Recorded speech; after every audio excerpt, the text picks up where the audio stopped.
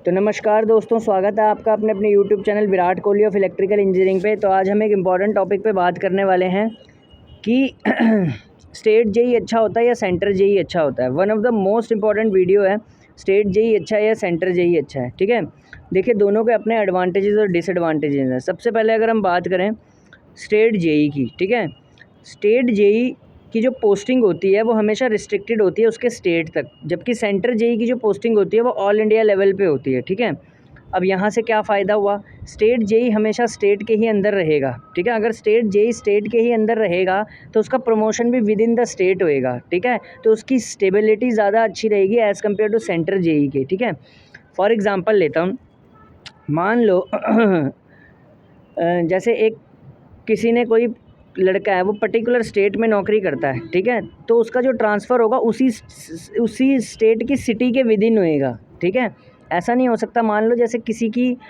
Job UP में है, ठीक है, तो वो यूपी के ही अंदर ट्रांसफ़र होता रहेगा। ठीक है, यानी कि ऐसा नहीं होगा कि यूपी का लड़का है तो बंगाल भेज देंगे। ठीक है, ऐसा नहीं होता। तो स्टेट जेई के पास सबसे बड़ा एडवांटेज स्टेबिलिटी का होता है। ठीक है, जो सेंटर जेई के पास नहीं होता, क्योंकि सेंटर जेई में आप देखते हैं जैसे फॉर एग्जांपल किसी की नौकरी एनएचपीसी में लगी, अब वो मान लो लड़का उत्तराखंड या यूपी का है, लेकिन उसकी पोस्टिंग अरुणाचल प्रदेश भी हो सकती है। ठीक है, तो सेंटर जेई के अंदर जो पोस्टिंग लोकेशंस होता है इनका बहुत ज़्यादा मैटर करता है। ठीक है, तभी ये वेटिंग लिस्टें आ रही हैं एनएचपीसी से, कौन जाएगा अरुणाचल प्रदेश। ठीक है, नेक्स्ट चलो जी, ठीक है, नेक्स्ट हम एक इम्पॉर्टेंट टॉपिक पे बात कर लेते हैं अब ज़रा। दूसरी चीज़ कि क्वालिफ़ाई किसका आसान होता है एग्ज़ाम करना, तो स्टेट जेई काफ़ी आसान होता है एज़ क्वालिफ़ाई करना। क्यों, बच्चे कम होते हैं स्टेट जेई में। ठीक है ना, उतने ज़्यादा नहीं आते। सेंटर जेई में कभी कभार लाख तक संख्या पहुंच जाती है किसी एग्ज़ाम में, जैसे आरआरबी जेई में पहुंच जाती है, लेकिन स्टेट जेई में संख्या जो होती है एग्ज़ाम देने वाले की वो कुछ हज़ारों में ही होती है। ठीक है, तो स्टेट जेई को क्वालिफाई करना ईजी होता है as compare to centre JE के। ठीक है, नेक्स्ट बात करते हैं सैलरीज़ की। तो सैलरी स्टेट जेई की किसी किसी डिपार्टमेंट में तो ज़्यादा है सेंटर जेई से, और किसी किसी डिपार्टमेंट में बराबर है। ठीक है, जहाँ पे 4200 ग्रेड पे है जिस डिपार्टमेंट में, उसमें तो स्टेट और सेंटर दोनों में बराबर है। लेकिन कुछ डिपार्टमेंट ऐसे हैं स्टेट के जहाँ पे 4600 ग्रेड पे भी मिलता है, जैसे यूपी पीसीएल में 4600 ग्रेड पे मिलता है, यूपी आरएमएल में 4600 ग्रेड पे मिलता है, उत्तराखंड में 4600 ग्रेड पे मिलता है, बिहार में 4600 ग्रेड पे मिलता है।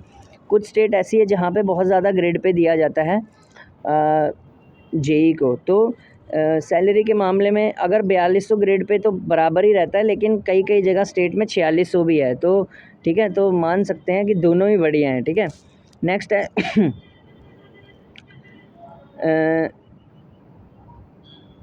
तीसरा, पर्क्स की बात कर लेते हैं। तो पर्क्स हमेशा सेंट्रल गवर्नमेंट में ज़्यादा होते हैं एज़ कम्पेयर टू स्टेट के मुकाबले। फॉर एग्जांपल जैसे सेंटर का कोई पीएसयू है, सेंटर के पीएसयूज़ में आप जानते हो कि काफ़ी सारी चीज़ें और भी होती हैं, पर्क्स जिन्हें बोलते हैं, जैसे लैपटॉप अलाउंस हो गया, फर्नीचर अलाउंस हो गया, गॉगल अलाउंस हो गया, सन ग्लासेस अलाउंस हो गया, पेट्रोल अलाउंस हो गया, जो कि स्टेट में नहीं देखने को मिलते आपको। जैसे यूपी पीसीएल के अंदर ये सब है ही नहीं, उत्तराखंड पावर कॉरपोरेशन के अंदर ये है ही नहीं।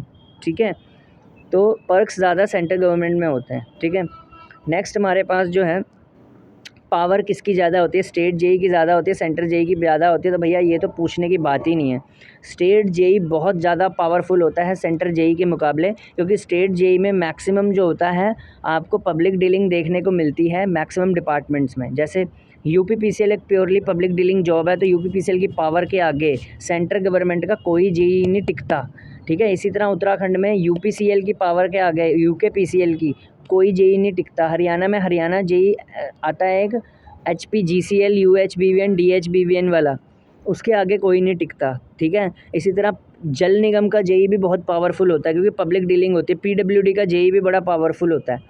तो स्टेट जेई काफ़ी पावरफुल होता है सेंटर जेई के मुकाबले, जबकि सेंटर जेई इतना पावरफुल नहीं होता। आप किसी भी डिपार्टमेंट का उठा के देख लें। ठीक है, नेक्स्ट भाई बात आती है प्रमोशंस पे। प्रमोशंस देखिए सेंटर और स्टेट दोनों में ही ठीक ठाक होते हैं, लेकिन सेंटर में ऐसा देखा गया कि प्रमोशन थोड़ी फास्टर होते हैं एज़ कम्पेयर टू स्टेट के। ठीक है, तो प्रमोशन में तो सेंटर ही जीतता है। उसके बाद नेक्स्ट जो इम्पोर्टेंट पॉइंट है कि पॉलिटिकल इंटरफेरेंस कहाँ पे ज़्यादा होता है। तो पॉलिटिकल इंटरफेरेंस जो होती है लोकल पॉलिटिक्स, वो हमेशा स्टेट जेई में ही आती है, सेंटर जेई में कभी भी लोकल पॉलिटिक्स नहीं आती। ठीक है, बहुत कम इन्वॉल्वमेंट होती है। हैंस स्टेट जेई की जो लिंक्स होते हैं स्टेट जेई के जो लिंक होते हैं ना लोगों के साथ, बड़ी बड़ी डिग्निटीज़ के साथ, वो ज़्यादा बनते हैं। जैसे आपने देखा होगा स्टेट जेई को कभी कभी आपने एसडीएम के साथ भी खड़ा होता देखा होगा। जैसे जल निगम के जेई होते हैं वो एसडीएम के साथ तक उनके ताल्लुकात होते हैं, ठीक है। इसी तरह बिजली विभाग का जेई किसी ना किसी ग्राम प्रधान, ठीक है, ग्राम पंचायत, ठीक है, पंचायतों के बीच में रहता है, ठीक है। कभी कभी उसको बड़े बड़े अफसर भी कॉल कर लेते हैं, ठीक है। तो या उनके साथ कॉन्टैक्ट्स बन जाते हैं, तो मान के चलते हैं कि ठीक रहता है। बिजली वाले का भी, ठीक है, पीडब्ल्यूडीज़ में भी काफ़ी अच्छी वो रहती है इन्फ्लुएंस, ठीक है। सो स्टेट जेई में कॉन्टैक्ट्स आपके बहुत बनते हैं पॉलिटिकल इंटरफेरेंस होने की वजह से, ठीक है। तो ऑल ओवर यही सब था, ठीक है। और फैमिली के साथ किसके साथ ज़्यादा रह सकते हैं, तो फैमिली के साथ आप रह सकते हैं स्टेट जेई में ज़्यादा अच्छी तरह। स्टेट जेई आपको एक्सपोजर देता है, कभी कभार होम पोस्टिंग के भी चांस होते हैं, लेकिन सेंट्रल जेई में होम पोस्टिंग के चांस नील के बराबर लगाओ, तुक्का लग गया तो ठीक है, ठीक है। धन्यवाद।